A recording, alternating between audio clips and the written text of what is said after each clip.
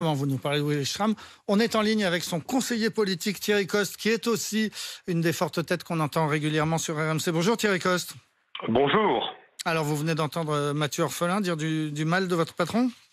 Oui, enfin, j'entends toujours Mathieu Orphelin dire du mal d'à peu près tout.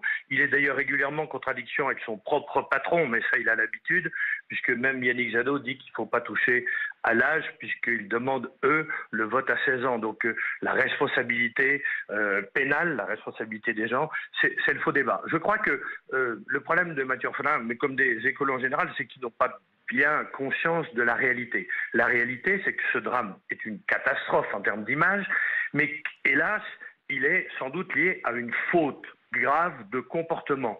Parce que depuis des années, les accidents baissent de façon radicale. Mathieu Orphelin dit mais il n'y a rien, on fait rien, c'est cosmétique. Mais c'est pas vrai. C'est une mobilisation de tous les instants, de toutes les organisations et de tous les chasseurs de France. Donc c'est pour ça qu'aujourd'hui, il y a aussi peu de morts. Sauf qu'un mort de plus, c'est toujours un mort de trop. Donc il faut trouver des solutions. Et alors justement, les solutions...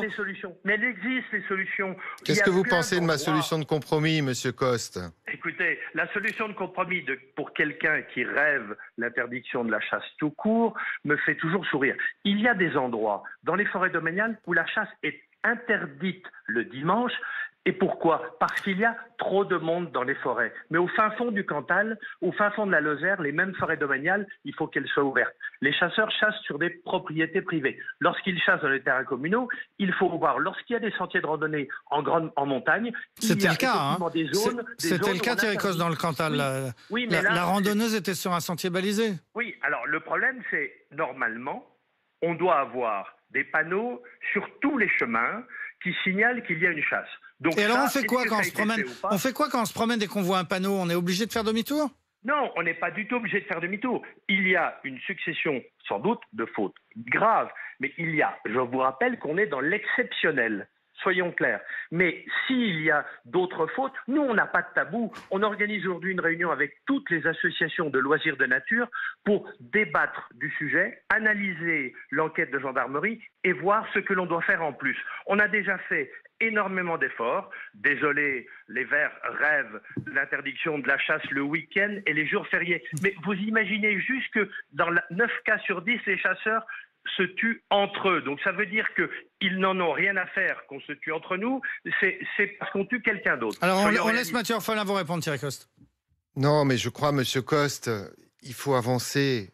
Je vous mets une proposition de compromis sur la table. Volontairement, vous ne répondez pas alors que on ne peut pas rester dans la situation actuelle. On ne peut pas rester face à l'enchaînement des drames. Quand le jeune Morgan est tué dans son jardin, quand le jeune Morgan est tué en décembre 2000 dans son jardin, quand on a l'année dernière, il y a quelques mois même, un monsieur qui est tué alors qu'il était sur la 4 voies entre Nantes et Rennes. Ça n'est pas possible qu'on continue comme ça, Monsieur Coste. Il y a des pays, pourtant avec une forte tradition de chasse. Et moi, je ne suis pas anti-chasse, et vous le savez très bien. Et moi, je cherche des solutions.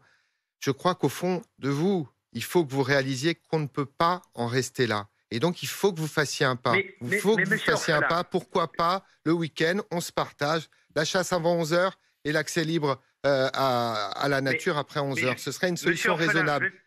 Moi, je ne rêve pas de l'interdiction de la chasse. Je veux juste trouver une solution pour un meilleur partage de la nature. Et je trouve que vous êtes là sur des positions rétrogrades. Et je vais vous dire, le compromis de 11h, je ne l'ai pas pensé tout seul dans mon coin. Ce sont les chasseurs du Maine-et-Loire. Et vous savez, c'est un endroit où vous allez chasser souvent, qu'il y en a beaucoup qui me l'ont soufflé.